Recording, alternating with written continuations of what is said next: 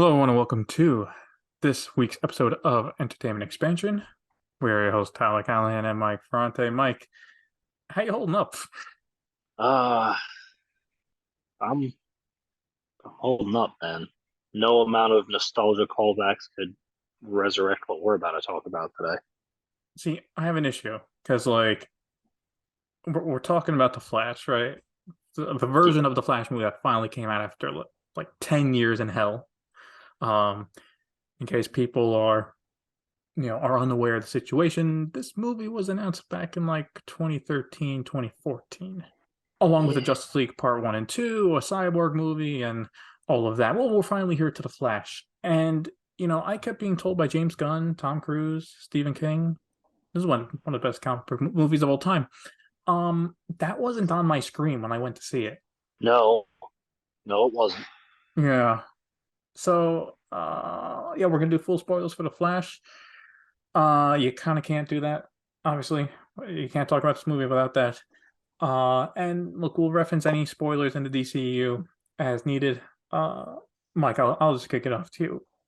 What disappointed you? Let's just Hmm. let's start there. I feel Okay. that's going to be the biggest section.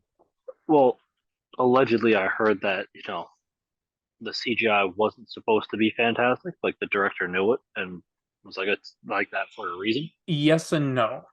It seems to be when he's in the Chrono Bowl and everyone looks like that. That was a stylistic choice. Yeah, but the rest of the film, though, That let's final talk about that. battle. Whew.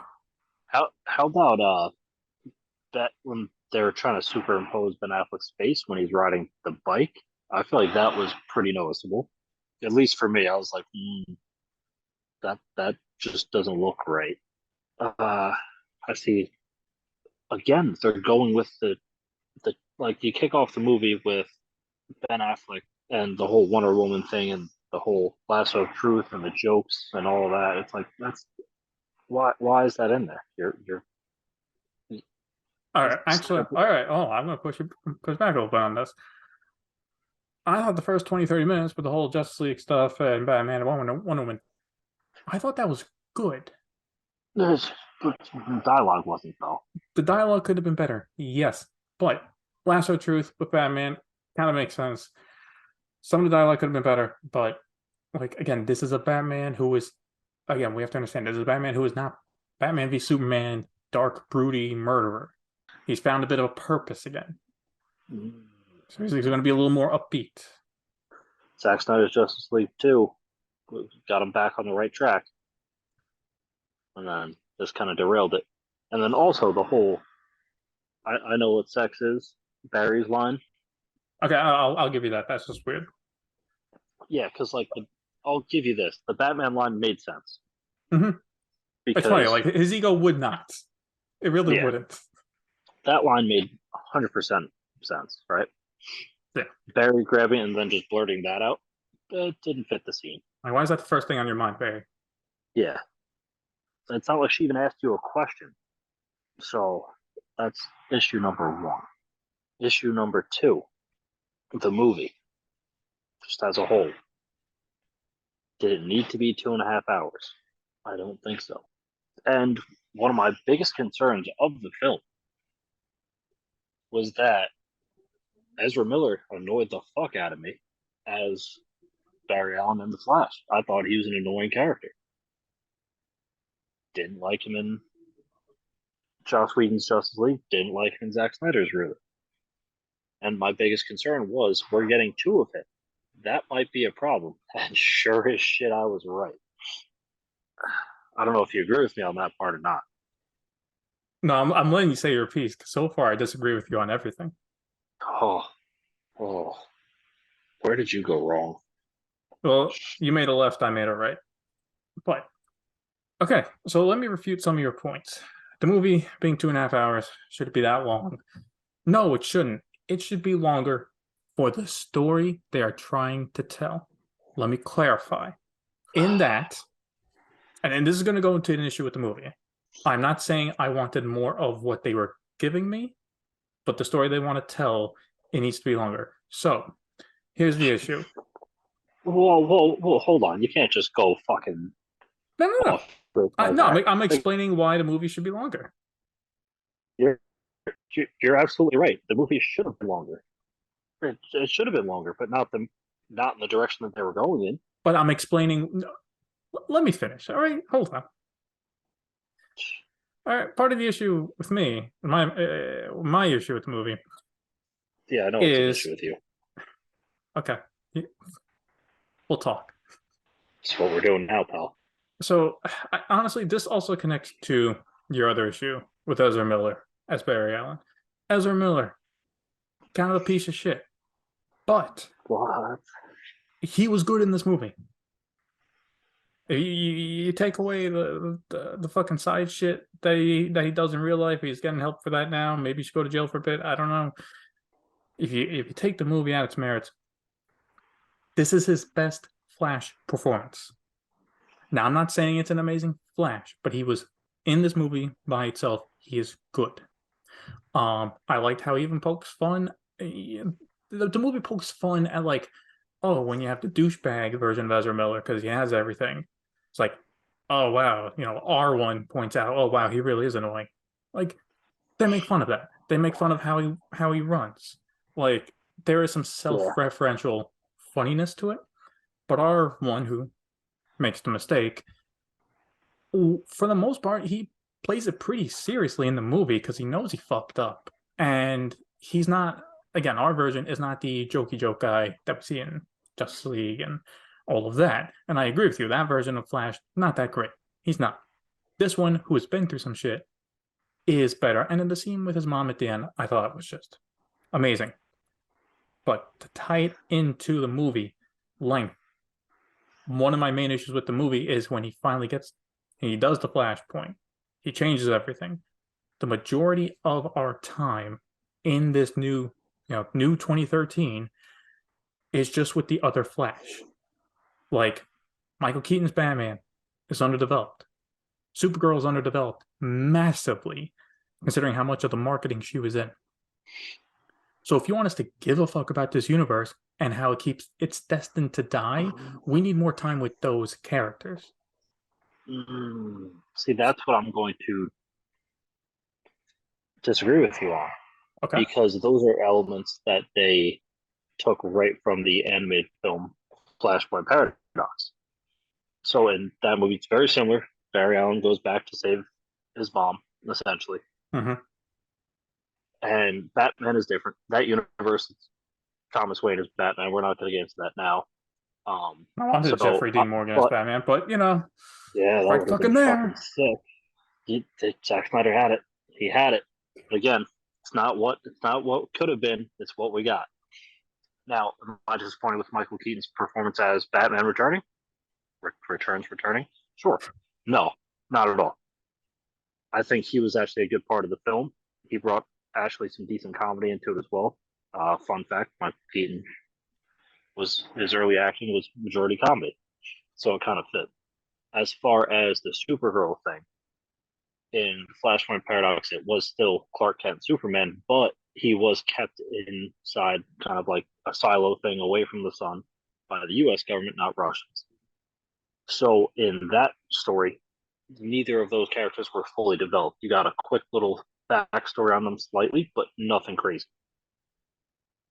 Because we're not supposed to really care about that universe, so to speak, which the director kind of and the script kind of tells us by the end, where it's like, well, this universe really can't be saved.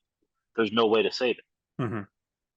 Which is why it was important to get back I would agree with you if the fact that they didn't bring back Zod and kind of tie this back to the beginning of the DCEU, then I would agree with you. Superman being a small side character in Flashpoint Paradox made sense because the main focus is Flash, Batman, and then the war going on between Aquaman and Wonder Woman. But you are tying back the villain everyone has to fight here is Zod. The connection to that is Supergirl and Superman. So besides one quick conversation between Supergirl and Zod, there's no development there. Correct. But you're also forgetting something else. This movie was supposed to branch off other movies and kind of kickstart the new DC universe. Yeah, it was meant to reset the universe and all that, and that got scrapped. Yeah. So I think anything that would have developed further backstory was probably on the cutting room floor because it was going to go nowhere. Which is a shame because So she was great in the role. yeah, I think she actually killed it. Like, if this was the Supergirl for the Supergirl movie, I'd be interested. I'm down for that. It's not going to happen, No, but no, it's not. that's a movie I would go see. Yeah. One thing I actually agree with you on, I know this seems to be an episode where we don't have a lot of that, is Michael Keaton as Batman, for what they let him do, I thought was great. I liked his Arkham style combat Yep. for a I like how 70-year-old man. they kind of updated his fighting abilities to the modern day because obviously, Yeah. due to the times 1989 and 1992, you really couldn't do all that acrobatic stuff wearing that type of costume. But even the scene where he crawls out of the fucking pantry in the kitchen wearing one flip flop and starts kicking the shit out of one of the Flashes, that was kind of good. Yeah. And I do like, at least realistically, when he goes up against the big giant Kryptonian, Yeah, all it takes to kill him is one smack to the ground, because realistically, that's all it's going to take. yeah, and he still got up to try to finish the job. But once he saw that guy was down, he's like, "All right, Yeah, and I then a get minute it. later, he's right back up. I'll catch you guys later." Now, one issue I have with the script. Sorry, let me rephrase that. Another issue I have with the script. There you go. He gives Barry a heartfelt speech right before he dies. Right, let go of the past and all that, and that's what motivates us into the end game. He mentions to Barry how he brought him back, and I thought that was weird because this is not a Batman, like in Flashpoint Paradox, where he knows he's gone off the deep end with how he's lived his life, and he's kind of fucked up, right? Where he's brought back into doing heroics with the Flash. Michael Keaton says in this universe, Gotham doesn't need Batman. He is one. Gotham is one of the safest cities in the country. Yeah, So that's a good point. I don't get the point of him being like, "Oh, you brought me back," like, "Oh, for one final fight." It's like, you didn't need a final fight. Your city was Gotham, and you succeeded, and you're enjoying retirement until this guy showed up.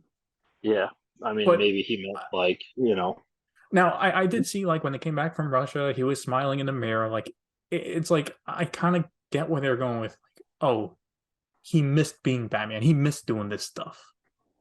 Yeah. But, like, he didn't need to. This wasn't a guy who had unfinished business. So I thought they could have worded that better. Because, like, if he was a failure, then yeah, that line fits.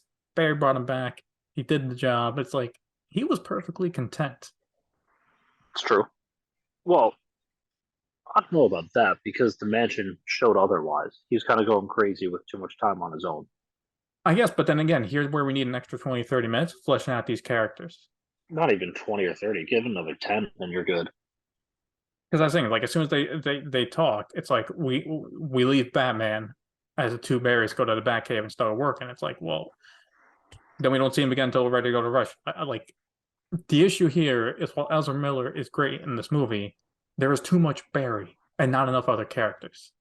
Yeah, I'm gonna be very honest. The second Barry, not a fan. And then we get a third Barry, Yeah, for like 10 minutes. You really want to call it a third Oh. Ezra Miller though?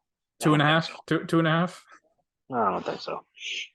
I mean, like, I did like how the final villain was Barry. Second Barry. Well, second Barry, but it's Barry. Yeah. You know what I mean. Yeah, I do. That was very easily, like, you saw that coming though. Oh yeah, even the first time he showed up, it's like, well, there's not many, really, if anyone, that can be in this chronosphere, and we're not doing Reverse Flash, so I wonder who it is. Yeah. Uh, So you kind of mentioned something. So let's pick your brain a little bit. Okay. Final fight. Tell me about it. Which final fight? The actual one in the desert? Yep. Yeah, I wasn't a fan of it. Well, CGI was the worst in that final fight. I had you had an issue with the Ben Affleck face being CGI'd on. I kind of brushed that off, whatever. But so we're talking here. We're talking about unfinished smoke effects when Yep. stuff is blowing up. We're talking about how with an open desert, like it just felt lifeless. Like you compare this fight scene to Man of Steel's final fight. That's no comparison. It blows it out of the water. Blows it through a One building. is a professional movie, another is a student project, CGI level wise. You're not wrong. And Let's not forget about the I can score, forgive too. the director for the CGI idea for the cameos and chronophy or whatever. This is supposed to be real life in this desert, Yeah. and it doesn't look good. So I don't know if when the Ezra Miller stuff happened while they were filming, they're like, "Fuck it, we'll keep it to a minimum." Movie still cost 200 million, so I don't know where the money went. But yeah, it was a disappointing fight. Also, the music choices. Do we really need that in here? Definitely not. Yeah. Okay. Because the score kind of sets the scene. The score kind of sets the tone, and also it's just kind of fucking with the audience a little bit. Oh, here's some upbeat, pop action music with the flashes fucking shit up, and then a minute later it's like, and Supergirl stabbed, and Batman's dead, kamikaze style. It's like, And oh, Supergirl's dead again. And again. and again. And again. Like I will say one thing I did enjoy out of that is the theater I was in. As soon as Supergirl gets stabbed, like right after that montage, people were like, oh, like they weren't expecting that. yeah. It's true. Because you were expecting her to win, essentially. Yeah. It is so fucking stupid, though. I gotta say, Batman dying via kamikaze because he didn't know that the alien ship had a shield. It's just, It's not a very Batman thing. Because he would have known they had a shield. He would have fired a missile before that. Exactly. Like, oh, I'm not going alone. It's like you didn't even break the shield, man. Jesus Christ. Yeah. Yeah. A lot of shoehorned lines too that didn't really make sense. Oh, you want to get nuts? Yep. How'd you that's the thing. know I was going because there? Here's the thing. The second trailer they released was amazing, and that line did not fit in the trailer when you can splice it up however you want. Guess what? It didn't fit in the movie either. No, it didn't. Because no one in the fucking movie said this is going to be nuts if we do this. Like, it never even went in there. It was just... Like, everyone's talking about, like, I'll help you fight Zod. All right, we're going to go. It's like, oh, you need some help? You want to get nuts? Like, I feel like we missed the line in the conversation here. Missed a lot. We missed a whole lot more than that, my friend. They didn't even mention this is nuts. And he's like, oh, you want to get nuts? Like, no one said it. It's like, dude, are you all right? You going senile, Office? Fucking the director's like, say the line. Keaton's like, but it doesn't make sense. Say the line. They want to see you say the line. You want to get nuts? Nostalgia. That's what this is for. Well, clearly it didn't work at the box office. No, it didn't. I'll tell you right now, this movie would have been a box office success if they made one simple change. They explain why he says you. No, we take out Keaton, and the Batman we bring back is Bale. Simple as that. You get Bale back for this? Hold on. If they wanted this movie to be a success, banking on a Batman, you got to get back Bale. They brought back Keaton. Now, look, I don't know if they offered Bale first, and he said no. But for Keaton, you're really getting, you're really hoping the 40 and older crowd really want to come see him one more time. Yeah. But with Bale, you're getting all the young kids, you're getting Gen Z, you're getting millennials. Like, we grew up on that. It's like seeing Bale interact with superheroes even for one time. That's going to get people even curious about the movie coming in. Yeah. Yes, but when you think about the grand picture, Bale would have never signed on for the multi-picture deal that they were kind of looking for. Yeah, because at the time they were hoping, again, Keaton do Batgirl, maybe a Justice League movie. And as you've mentioned, these plans keep getting changed. Oh, they're not changing anymore. They're done. Yeah. Well, I read an article. There was, now with the last second change a few months ago, this movie's had 3 different endings. Yep. In 2 years. So I guess, yeah, let's talk about all the cameos and the wannabe No Way Home bullshit. Yeah. Yeah, I didn't expect to see Nick Cage. Nope. But that was probably one of the best things in the movie. Because as soon as I saw it, I was like, no fucking way. They did the fucking scrap Tim Burton Superman Nick Cage into this multiverse. I was like, okay, that's fucking funny. I like that. Yeah, I like that one. I just found like the other ones where it's just pure CGI, kind of. Well, it's Kind of. all pure CGI. No, I think they. I thought Nicolas Cage they got him. I have to double check that. No, they didn't. They didn't. That was all CGI. No, that's all CGI. Well, I can see where the money went for the cameos. No, because if you actually look at a close up of the scene, it doesn't look too much like Nick Cage. Okay, but the other ones, I like specifically. Christopher Reeves. Yeah, who's dead? Well, yeah, thanks for that. Even they briefly showed the Adam West Batman. Yeah, things like that. It just didn't even serve a purpose. I got to be honest. It's like no, it's again just for fan service. At least Nicolas Cage is like, oh, I'm fighting a giant robot spider, and it's like, oh, what's happening to my universe? And like Reeves is just standing there on a building, like, that doesn't look good. But let's just talk about the best part of the whole movie, shall we? Sure. Which is probably the best cameo of all time. Yeah, Matt Damon, it's directly at you. You got nothing on this cameo. So when Barry fixes everything, please don't take my lack of hands as me doing air quotes there. He changes where the crushed tomatoes are on the shelf. So Dad looks up at the camera. That one change, it was perfect. Because the Bruce Wayne we get comes in, steps out. It's George fucking Clooney. The Batman nobody wanted and nobody liked. That's the fucking one we get. And Barry finally losing his shit, them dropping their one F-bomb for a PG-13 movie. Who the fuck are you? That was good. That was good. That was good. Yeah, I like George, and I like how they brought back George Clooney, even to say a couple of lines. Like, he's not just getting out of the car and stands there. Like, there's an actual small conversation. I liked it. And honestly, if they were going to keep the DCEU but wanted an older Batman, I wouldn't mind if Clooney came back. Oh, you shut your mouth. Don't go there. If we were keeping the DCEU and keeping Affleck was not an option, that'd be number one. Come on. But I'm saying, if it's Keaton or Clooney, I'd say let's give it to Clooney. I'm giving it to Keaton. Sorry. Clooney's a little younger. He deserves a second chance. I mean, come on. If he's down for it, is willing to put in some of the work, I mean, why not? Just saying. But anyway, I'm not sure how I feel about the ending. Because, like, on one hand, I understand one of the story arcs is you want to get the father out of prison because he didn't do it, which I get.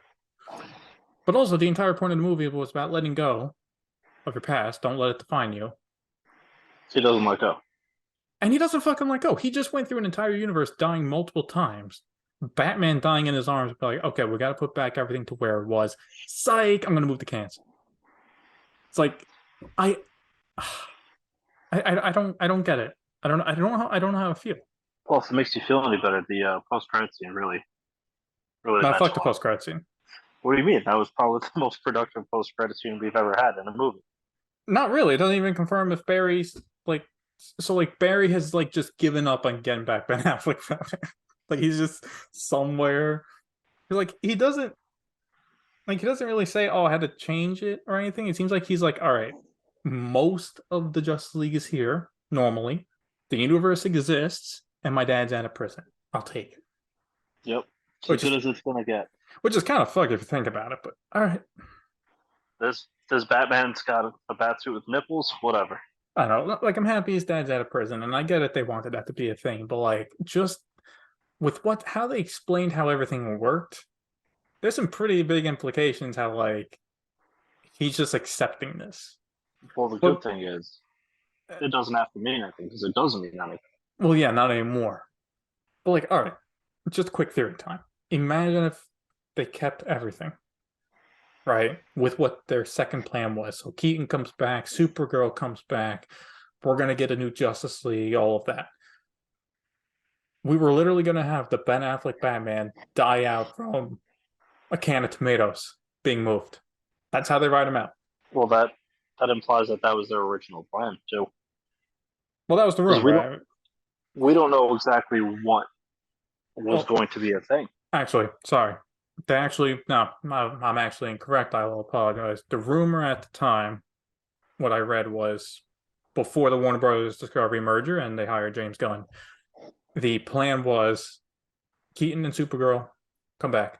The post-credit tease was going to be Ben Affleck Batman contacting Barry, like how Barry contacted him in Batman v Superman, saying he's got to save him. And their idea was a couple movies lead up to a Justice League Crisis on Infinite Earths movie. Okay.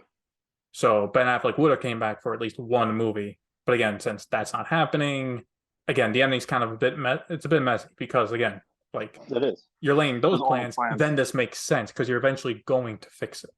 But now it's just like, Correct. well, the entire franchise is done, so whatever. Yeah. So why actually do anything with it? Yeah. Because I really feel like the George Clooney cameo was a last minute thing. Oh no, it was. An article came out this week. How that came about was James Gunn and his other partner was looking everything over when they decided to cancel Henry Cavill Superman. And they're like, all right, we didn't do anything for this film. They could talk to Clooney's agent. They showed him what they had in the movie, and he agreed to come on set for a day. That was back in January. They kept us quiet. Well, good for them. And they actually kept it so quiet was even the early fan showings the past few weeks, they didn't even show Clooney. It would just be Barry going, who the fuck are you? And then cut the credits. So they really wanted to keep this tight-lipped, which, I understand why. So do I. Because I feel like, again, I think that's my favorite part of the whole movie. Is that because it ended? That too. It was a good way to end the movie. That's all I'm going to say. It was.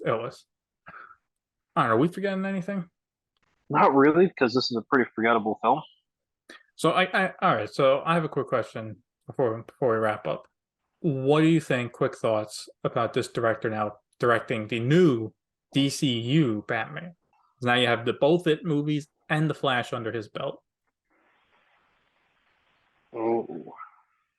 Now you could say, look, Flash was in trouble production. He's the guy that finally gets it done. Everyone knows that. The Batman will be his baby.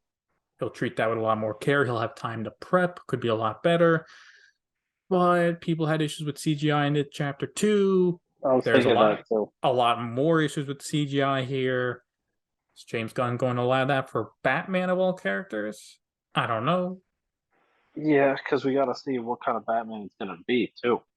I'm willing to give him a chance because besides a couple script issues, he handled Ben Affleck Batman great. With his final speech as well, I think was done great with Barry.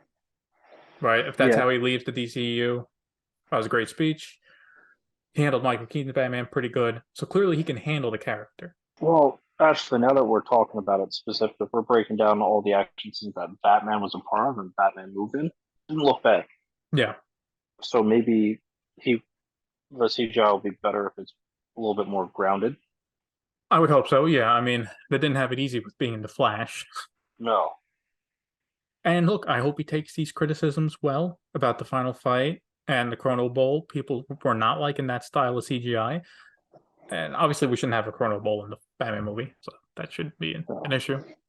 All right, so do you recommend it? I'm going to say no, quite honestly. Yeah, I'm going to say no as well. Look at that. Despite our differences, we can still agree. We had different routes on the way here. But yeah, I mean, look, my reason is, look, this is bombing at the box office. Audiences are rejecting it. Having seen it myself, unless you are a fan of the DCEU and you want to treat this as like a final goodbye, there is no point in seeing this movie. So again, if you want to say goodbye to Ben Affleck's Batman, if you want to say goodbye to Mike Keaton's Batman, go ahead, watch it. Otherwise, there's no point. Save 2.5 hours. Do anything else. Yeah, literally anything else.